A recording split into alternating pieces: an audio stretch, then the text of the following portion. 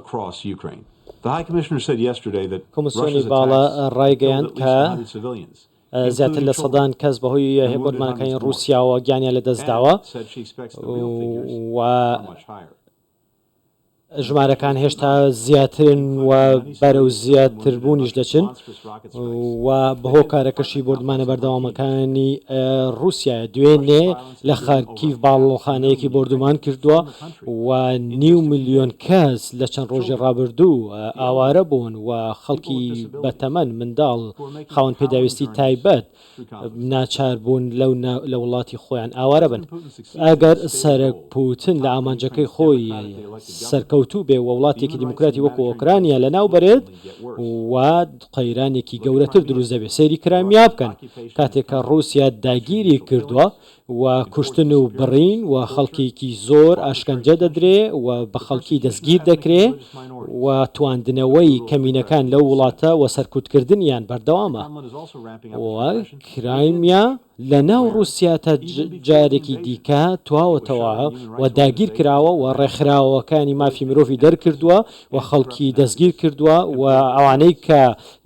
نەیاری سیاسی بوون لە ناوی بردون دەستگیری کردوون کوشتونی ئەشکەنجەی داون و ئەو خۆپشاندەرانەشی کە خۆپشاندان دەکەن ئەوانیش دەکرێ و ڕۆژنامەنووسان دەگرێ و ئەشکەنجەیان دەدا و هەر شتێک هەر راپۆرتێک کە باس لە داگیرکاریەکان و ئەشکەنجەدان و پێشلکاریەکانی بکە دژی دەوەستێتەوە لە ناوی دەبا نایەڵێ کەس ڕاستیەکان بزانێ هەر بۆیە کە ئەو میدیانەی کە سەر بە رووسیا بوون بلۆک کراون و هەر ڕێکخراوێکی مرۆیی یاخود نێودەوڵەتی کە ئەوەی پێ دەڵێن لە ئۆپراسیۆنەکاندا بەشداری بکە بۆ ماوەی 20 ساڵ بەند دەکرێت. ئەمە پێشلکاریەکی زەقی مافی مرۆڤەکە دەبێ ئەم ئەنجومەنە ڕای بگرێ. ئەگەر ئێمە نەتوانین کۆبینەوە لەسەر ئەم خاڵە کەی دەتوانین کۆبینەوە؟ ئێمە دەبێ پەیامێکی یەکگرتو تند بۆ سەرۆک پوتن بنێرین و دەبێ بەبێ مەرج ئەم شەڕ ڕابگرێ وەکو سکرتێری گشتی و هەروەها کۆمسیۆنی باڵا داوایان کردووە و دەبێ بەدەست بەجێ سپاکەی بکشێنێتەوە لە ئۆکرانیاوە. ئێمە دەبێ ئیدانەی ئەو داگیرکاریانەی رووسیا بکەین و بە شێوەیەکی ڕوون و پێشێلکردنی مافەکانی مرۆڤ و داگیرکردنی وڵاتێکی خاوەن سەروەری و دێموکرات و دەبێ ئێمە هەنگاو بنێن بۆ بە سزاگەیاندنی ئەنجامدەرەکانی ئەم ئەنجومەنە کە ئەم دیبێتەی بەڕێوە دەبا لە سەبارەت بە پێشلکردنی مافەکانی مرۆڤ لە ئۆکرانیا. من زۆر سپاسی ئەمەندامانی دەکەم کە لێرە بەشدارن ئێستا. من دەبێ بەرپرسیارەتەکان بخێنە ئەستۆی رووسیا هەر لە ئەمڕۆوە دەبێ ڕێز لە یاسا نێودەوڵەتەکان بگرێ و ئەوەشی کە پەیوەستە بە پاراستی خەڵکی سڤیلەوە لە کاتی ململانەکەدا دەبێ ئەم ئەنجومانە هەموو کاری خۆی بکات بۆی کە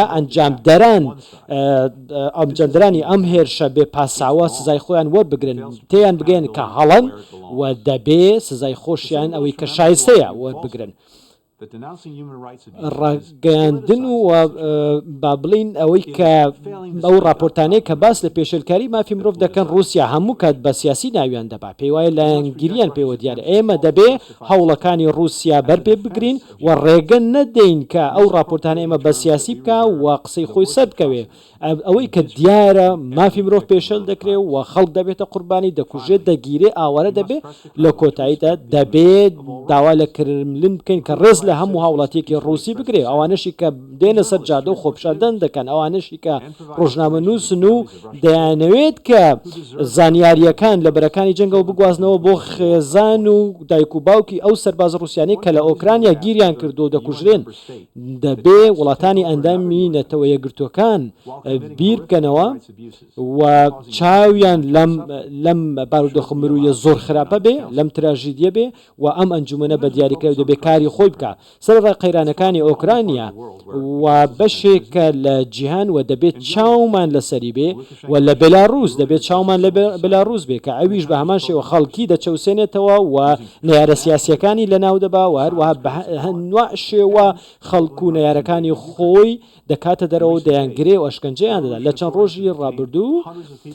دەسەڵاتدارانی بەلاڕووسیا چەندین کەسیان دەستگیر کردووە کە تەنها خۆپشاندانیان کردووە لە چین و حکوومەت بەردەوامە کە جینۆساید ئەنجام دەدا لە شینجان بە تایبەتی مسلمانە ئیگۆرەکان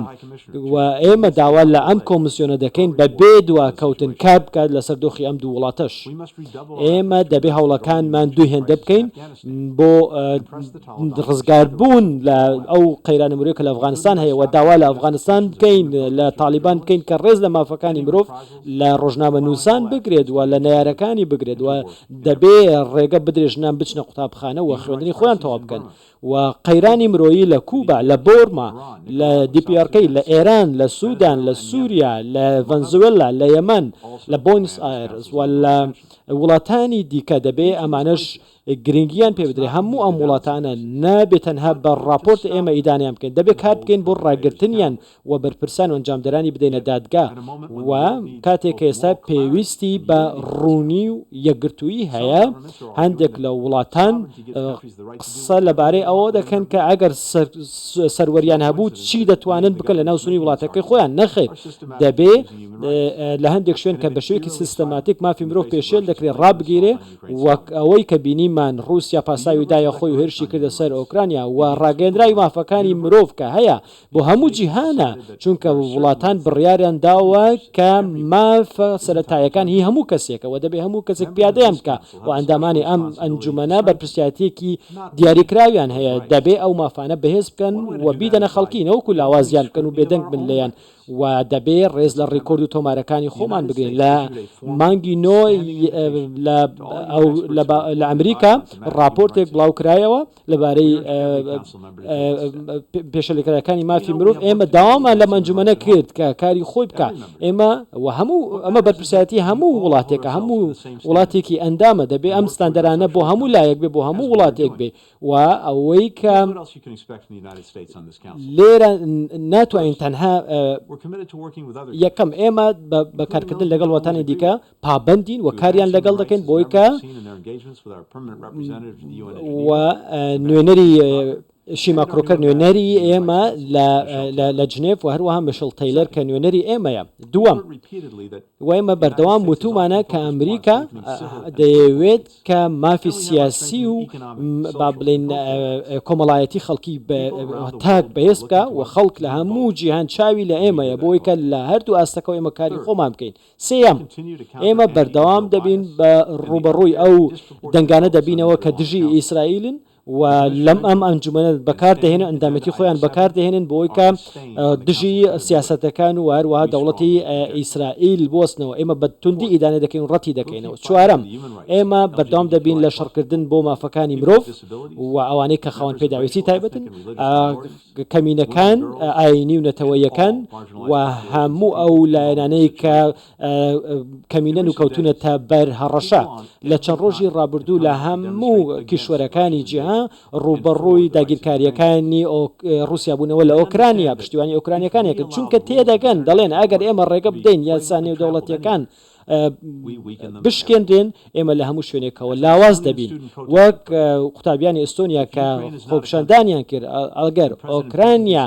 وڵات نییە ئەتوانێت پوتن بڵێ ئەستۆنیاش وڵات نییە ئێمە بۆ ئەم ستاندارانە هاتوونێتە سەرجادەکان ئێمە بەرگری لەو ستانداران دەکەن چونکە ئێمە ئەمە ستاندارێکن کە هاوبەشن بە چارە نووسێکی هاوبەشمان هەیە و بەهای هاوبەشمان هەیە لەگەڵیان هەمومان پێویستمان بە مافی مرۆڤ بە ئاسایش و خۆشگوزەرانی هەیە چونکە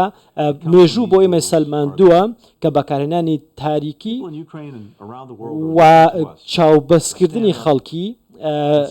ئەنجامەکەی باش نابێ خەڵکی ئۆکرانیاش ئێستا کە یەکیان کردووە نابێ مە پشتیان تێ بکەین